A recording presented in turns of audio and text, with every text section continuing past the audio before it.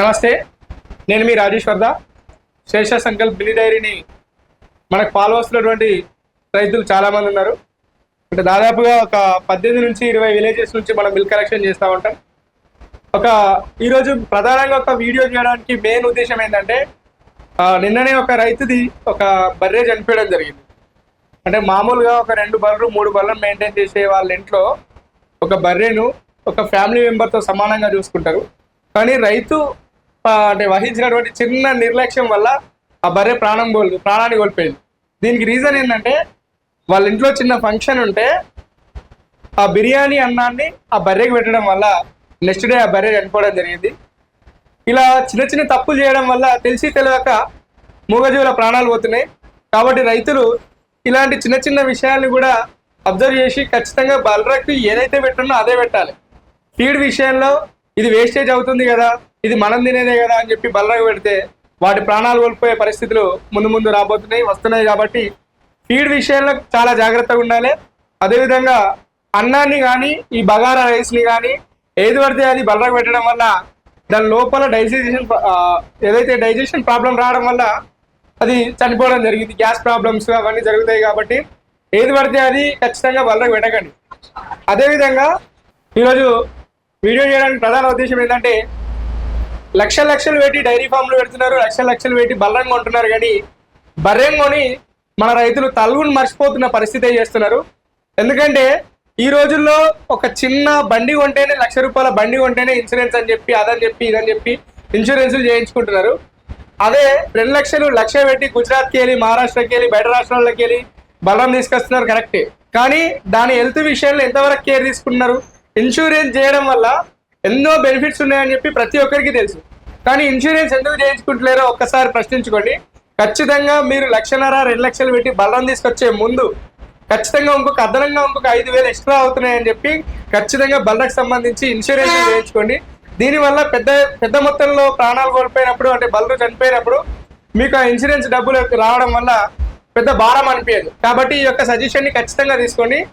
ఇంకొక మేజర్ విషయం ఏంటంటే, అసలు ఇన్సూరెన్స్లు అనేది బర్రెలకు కానీ ఆవులకు కానీ అవుతున్నాయా, అయితలేవా?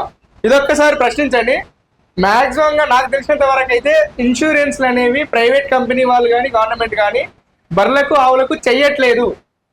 దీనివల్ల రైతులు పెద్ద ఎత్తున నష్టపోయే పరిస్థితులు నెలకొన్నాయి. కాబట్టి అసలు ఎందుకు చేయట్లేదు అనే విషయానికి వస్తే, మేజర్గా నిన్ననే నేను ఒక ఇన్సూరెన్స్ కంపెనీ వాళ్ళతో మాట్లాడడం జరిగింది. దానిలో వాళ్ళు చెప్తున్న విషయం ఏంటంటే, మోసాలు ఎక్కువ అవుతున్నాయి, కంపెనీ అనేది పెద్ద మొత్తంలో నష్టపోతుంది. ఎందువల్ల అంటే, ఒక బర్రెకి ఇన్సూరెన్స్ చేయించి వేరొక బర్రె చనిపోతే దీని ట్యాగును తీసి దానికేసి అదే ఈ బర్రె అని చెప్పి క్లెయిమ్ చేయించడం వల్ల కంపెనీలు నష్టపోతున్నాయి, పెద్ద ఎత్తున కంపెనీలు లాస్ అవుతున్నాయి అని చెప్పి ప్రైవేట్ కంపెనీ వాళ్ళు ఈ బర్రెకి ఇన్సూరెన్స్ చేయడం లేదు.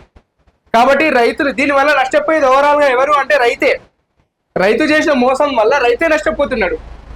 అంటే కొంచెం తెలివైన వాళ్ళు చేసే మోసం వల్ల ఏదైతే అమాయక రైతులు ఉన్నారో వాళ్ళు బలి కావాల్సిన పరిస్థితి నెలకొంది.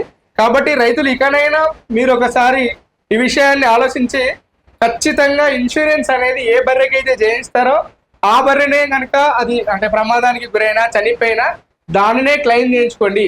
దానివల్ల కంపెనీలు నష్టపోవు, ఇటు రైతు నష్టపోడు. ఏదైతే ఫేక్ మీరు ఏదైతే క్లెయిమ్ చేయించడం వల్ల కంపెనీలు నష్టపోతాయి. కంపెనీలు నష్టపోవడం వల్ల వాళ్ళు ఓవరాల్గా వాళ్ళు ఏం చేస్తున్నారు, మళ్ళీ తిరిగి ఇన్సూరెన్స్లు అనేది చెయ్యట్లేదు.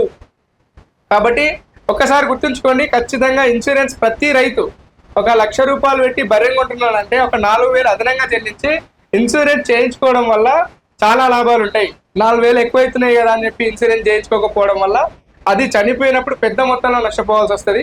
కాబట్టి ఈ విషయాన్ని ఖచ్చితంగా రైతులు గమనించాలి.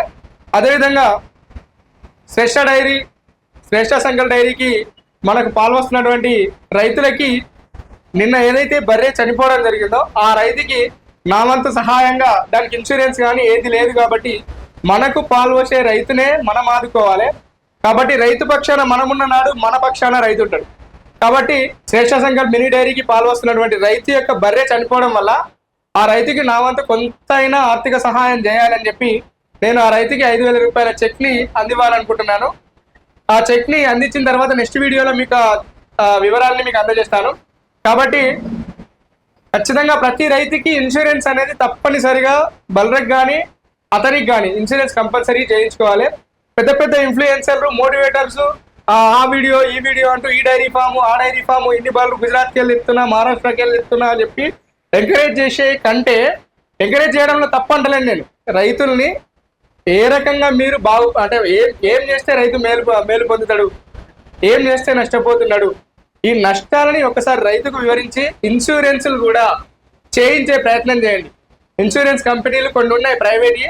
త్వరలో ఆ ఇన్సూరెన్స్ కంపెనీలు ఏంది, దాన్ని ఏ విధంగా మనము అప్లై చేసుకోవాలి, వాళ్ళు ఎంతవరకు అంటే ఎన్ని లక్షలకి ఎంత కట్టాలని చెప్తున్నారు, గవర్నమెంట్ స్కీమ్స్ ఏమైనా ఉన్నాయా ఇన్సూరెన్స్కి సంబంధించి, ఈ వివరాలన్నీ త్వరలో ప్రతి వీడియోలో అంటే నెక్స్ట్ వీడియోలో మీకు తెలియజేస్తాను. కాబట్టి లైక్ కొట్టి మా యొక్క ఛానల్ని సబ్స్క్రైబ్ చేయండి. అదేవిధంగా ఇన్స్టాగ్రామ్ పేజీని తప్పకుండా ఫాలో కండి.